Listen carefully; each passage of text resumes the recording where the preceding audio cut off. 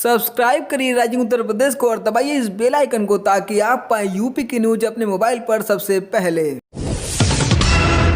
प्रदेश में corona virus संक्रमण के 3,930 नए मामले सामने आए हैं। यह लगातार तीसरा दिन है जब नए मामलों की संख्या 4,000 से कम रही।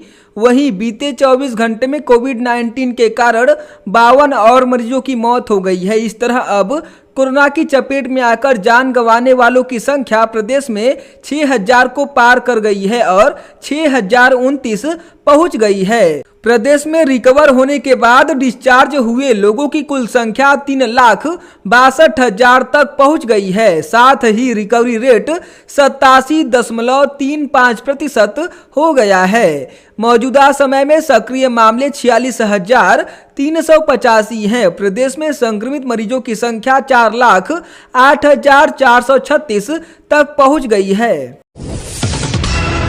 प्रदेश में होने वाले उपचुनाव की तैयारियों को लेकर प्रदेश भाजपा अध्यक्ष के नेतृत्व में वर्चुअल माध्यम से समीक्षा बैठक की गई। बैठक में सीएम योगी ने कहा कि जिन्हें विकास अच्छा नहीं लग रहा है वो लोग देश और प्रदेश में जातीय दंगा और सांप्रदायिक दंगा भड़काना चाहते हैं। इस दंगे की आड़ में विकास रुकेगा। इस दंगे की आड़ में उनको अपनी रोटियां सेकने का अवसर मिलेगा। नित्य नए षड्यंत्र रचना चाहते हैं, लेकिन इन सब से हमें आगाह होकर विकास के कार्य करना है। से विकास अच्छा नहीं लग रहा है।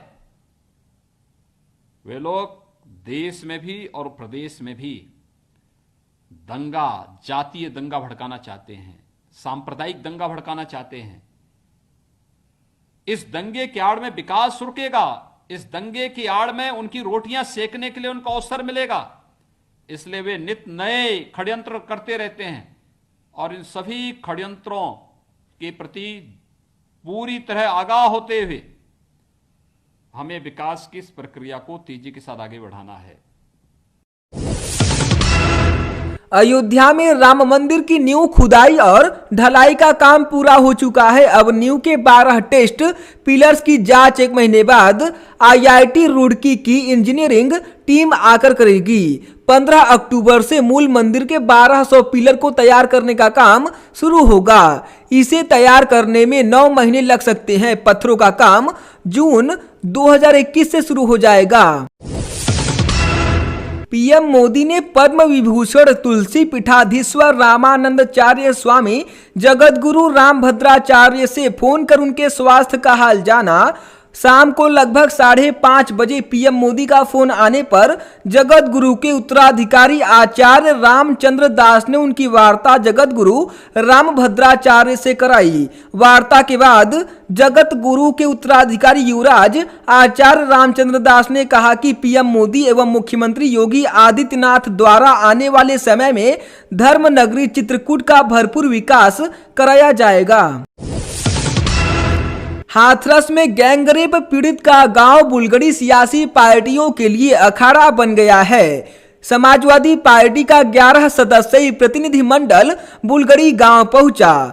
पुलिस ने सपा कार्यकर्ताओं को गांव के बाहर ही बैरिकेड लगाकर रोक दिया। सपा नेता और पुलिस आमने सामने आ गए। बातचीत के बाद पुलिस ने 2 पूर्व सांसदों धर्मेंद्र यादव, रामजी लाल सुमन समेत 5 लोगों को पीड़ित के परिवार से मिलने की इजाजत दी।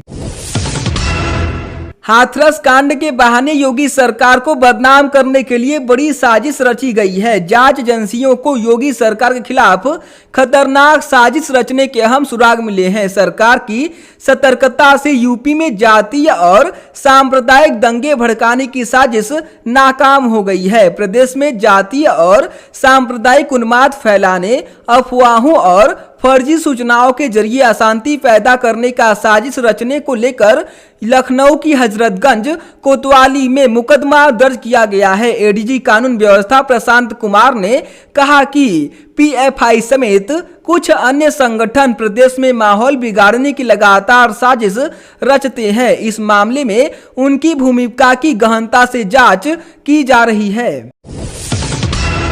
हाथरस मामले में प्रदेश की योगी आदित्यनाथ सरकार के खिलाफ कई राजनीतिक दलों ने मोर्चा खोल रखा है। कांग्रेस, समाजवादी पार्टी व राष्ट्रीय लोकदल के नेताओं के बाद भीम आर्मी के चंद्रशेखर ने भी पीड़ित परिवार से मुलाकात की। परिवार से मिलने के बाद चंद्रशेखर ने इनकी सुरक्षा की मांग करने के साथ ही सुप्रीम कोर्ट के रिटायर्ड जज से केस की जांच कराने की मांग की। चंद्रशेखर को सीबीआई जांच पर भरोसा नहीं है। हाथरस में पीड़िता के परिवार से मिलने के लिए यूपी पुलिस प्रशासन से भिड़े 500 कांग्रेस कार्यकर्ताओं के खिलाफ मामला दर्ज कर लिया गया है। कार्यकर्ताओं का यह हुजूम कांग्रेस के पूर्व अध्यक्ष राहुल गांधी और पार्टी महासचिव प्रियंका गांधी वाड्रा के हाथरस जाने के दौरान डीएनडी फ्लाईओवर पर जमा हुआ था। हालांकि कई घंटों के हंगामे के बाद हाथरस में पीड़िता के परिवार से मुलाकात की अनुमति राहुल प्रियंका के साथ 5 लोगों को ही मिली थी। बलरामपुर में हुई दरिंदगी की शिकार छात्रा की पोस्टमार्टम रिपोर्ट सार्वजनिक हो गई है। रिपोर्ट के मुताबिक छात्रा से 1 से अधिक लोगों ने रेप किया। मृतका के शरीर पर 10 बाहरी चोट के निशान थे। घटना 29 सितंबर की है। छात्रा बीकॉम 3rd ईयर में एडमिशन कराकर दोपहर के समय अपने घर वापस आ रही थी। कॉलेज के पास से आरोपी उसे उठाकर एक किराने की दुकान के पिछले हिस्से में बने कमरे में ले गए और गैंग रेप किया। आरोपियों ने छात्रा से मारपीट भी की, जिससे उसके लीवर और आंत में गंभीर चोटें आई थी। घटना के बाद आरोपियों ने उसे एक रिक्शे से उसके घर तक भी पहुंचवाया था। पीड़िता की हालत बिगड़ने पर उसे तुलसीपुर अस्पताल ले जाते वक्त रास्ते में ही उसकी मौत हो गई थी। पुलिस अब तक 2 नामजद आरोपियों सहित 4 लोगों को गिरफ्तार कर जेल भेज चुकी है। इसमें मृतका के हाथ में वीगो लगाने वाला कंपाउंडर व रिक्शा चालक शामिल है। हाथरस के बाद अपर मुख्य सचिव गृह अवनीश अवस्थी और एडीजी कानून व्यवस्था प्रशांत कुमार बलरामपुर पहुंचे। गैंग रेप पीड़ित के परिजन से मुलाकात के बाद अपर मुख्य सचिव मीडिया से मुखातिब हुए।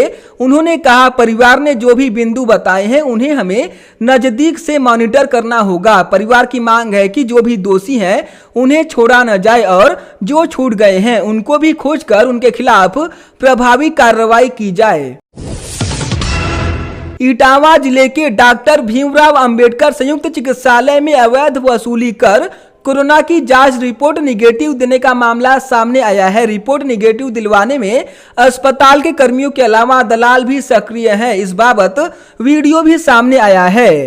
ठगों ने रविंद्र नाम के सिपाही को भी 500 रुपए लेकर निगेटिव रिपोर्ट थमा दी। इस संबंध में सिपाही ने सिविल लाइन थाने में आईपीसी की धारा 420 के तहत केस दर्ज कराया है। वहीं सीएमओ एनएस तोमर ने पुलिस से जांच कराए जाने की बात कही है, लेकिन विभागीय जांच शुरू न कराए जाने से सीएमओ की भूमिका पर भी सवाल उठ रहे हैं।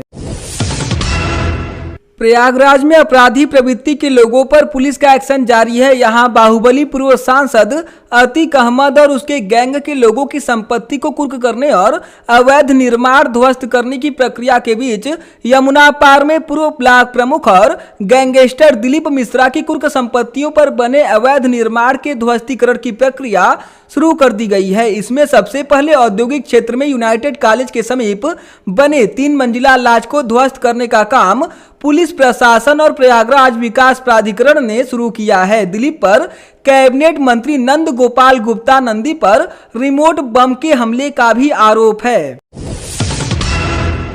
केंद्र सरकार ने इलाहाबाद हाई कोर्ट को स्थायी न्यायमूर्तियों की बड़ी सौगात दी है। हाई कोर्ट में स्थायी न्यायमूर्तियों के पद 76 से बढ़ाकर 120 किए जाने की स्वीकृति दी है। अब हाई कोर्ट के कुल 160 पदों में से 120 स्थायी और 40 अतिरिक्त न्यायाधीशों के पद होंगे। अभी तक यह संख्या 76 स्थायी और 84 अतिरिक्त न्यायाधीशों की थी। वैश्विक महामारी कोरोना वायरस का बढ़ता संक्रमण जानलेवा होता जा रहा है। अपर प्रधान मुख्य वन संरक्षक सामाजिक वानिकी डॉक्टर प्रभाकर दुबे तथा कांग्रेस के वरिष्ठ नेता पूर्व एमएलसी नसीब पठान ने लखनऊ में कोरोना संक्रमण के कारण दम तोड़ दिया। प्रदेश सरकार के कृषि मंत्री सूर्य प्रताप शाही ने कहा कि किसानों की विकास व उत्थान के लिए केंद्र व प्रदेश सरकार लगातार कार्य कर रही है। भाजपा ही किसानों की सच्ची हितैषी है। किसानों को किसी के बरगलाने में आने की आवश्यकता नहीं है। हमीरपुर के गांव देवगांव में सुबह समोसा खाने से 30 से अधिक लोग बीमार हो गए। सभी को उपचार के लिए सदर अस्पताल सहित अन्य जगहों पर भर्ती कराया गया। पुलिस ने ग्रामीणों की सूचना पर समोसा बनाने वाले को हिरासत में ले लिया है।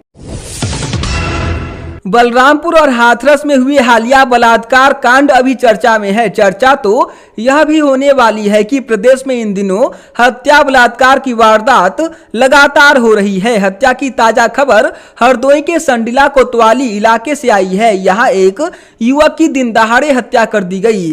प्रत्यक्षदर्शियों का कहना है कि अपराधियों ने युवक को करीब 100 मीटर तक खदेड़ा और फिर ताबड़तोड़ गोलियां उस पर बरसा दी।